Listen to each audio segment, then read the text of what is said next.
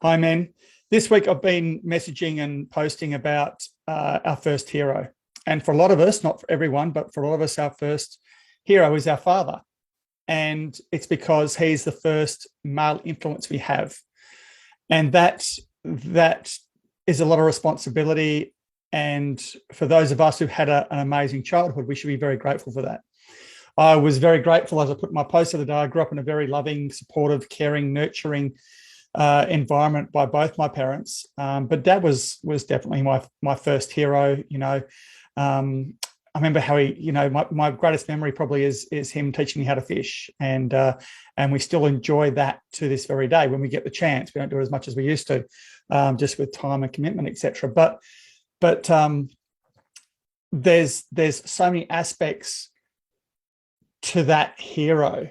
Is we know that they're not perfect. We know they make mistakes. We know that they've had a lot of influence in their life, which has allowed them to, or produced, I suppose, the men that they are. And as a result, it produces who we are as men. And unless we choose, and if we've got this amazing foundation where we can see what it's like to have a positive, loving relationship, if we know what it's like to be committed and dedicated and caring and supportive and nurturing, if we get to see that, then we're very, very blessed. But like all people, they also have negative traits.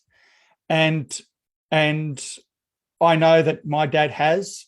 They're not terrible negative traits, but there are definitely some traits there that I've picked up along the way, which my wife gets quite annoyed about sometimes.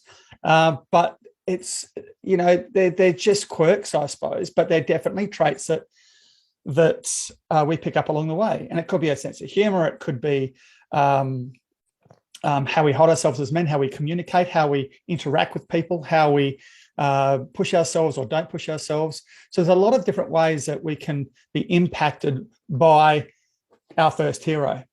Now, saying that, a lot of fathers aren't heroes to their sons and their children. They may have abandoned them. They may have been violent towards their mother. They may have been violent towards the child, either physically, emotionally, spiritually, and I've even heard sexually. I've heard stories from men of the sexual abuse that they've got from their fathers. And I see this a lot in the workshops we do about the behavior, the control, the manipulation. It's virtually bullying. And for me, I'll never understand it. I'll never know what it's like to grow up with that sort of environment. But I can definitely empathize, knowing what my trauma did to me as a child that happened, several times over a period of time. But to be ingrained in you from early childhood all the way through your life, possibly, to be ingrained in a negative behavioral system, a negative mindset, a negative emotional system, then it's really hard to break that because it's being taught to you.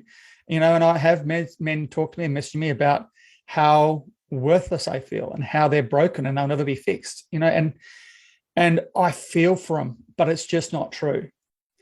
And one of the things I learned on my journey is just because things happen to you doesn't mean they are you.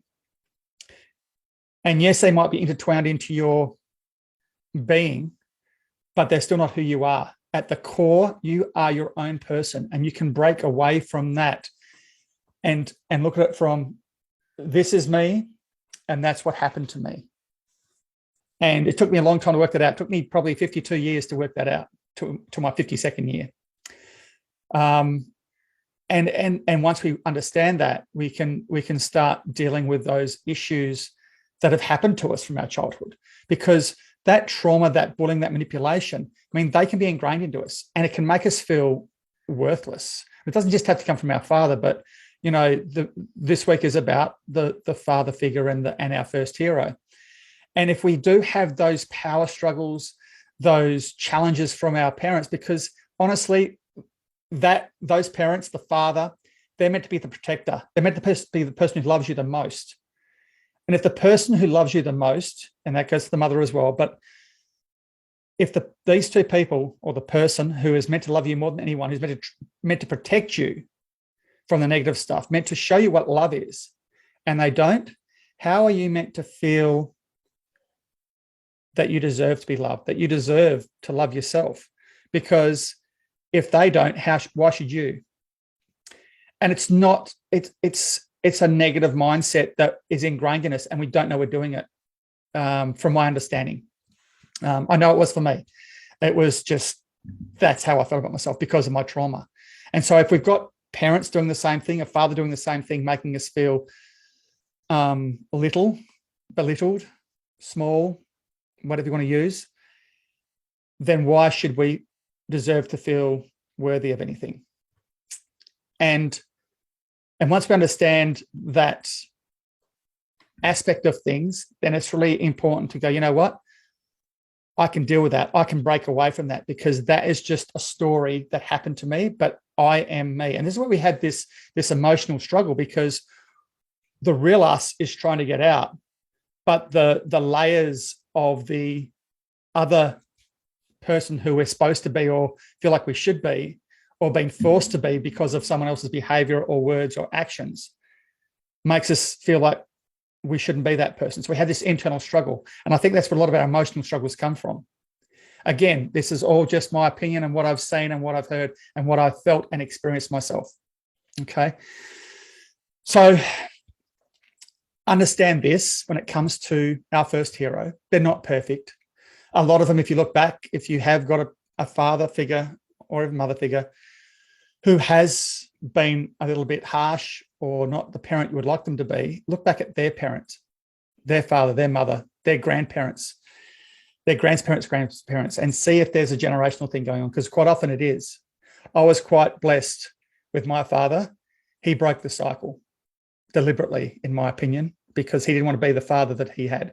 And I was very blessed to have that. When it comes to children, I haven't been so lucky. I, myself and my wife, were late starters, and it never eventuated for us. But I just know that from the men I speak to, from my family, they want the best for their children. And that includes being the best parent. And sometimes we act, we respond, we behave, we say things that we look back and go, oh, fuck, that was my father saying that to me, or that was my mother saying that to me. And it's important to be aware that these are just traits and behaviors that have been ingrained in you since you were a child. And it's really hard to break that unless you break the baggage that's attached to it, the emotions that are attached to it. So whatever you do, if you decide you want to do something, then do it. Go out and deal with it.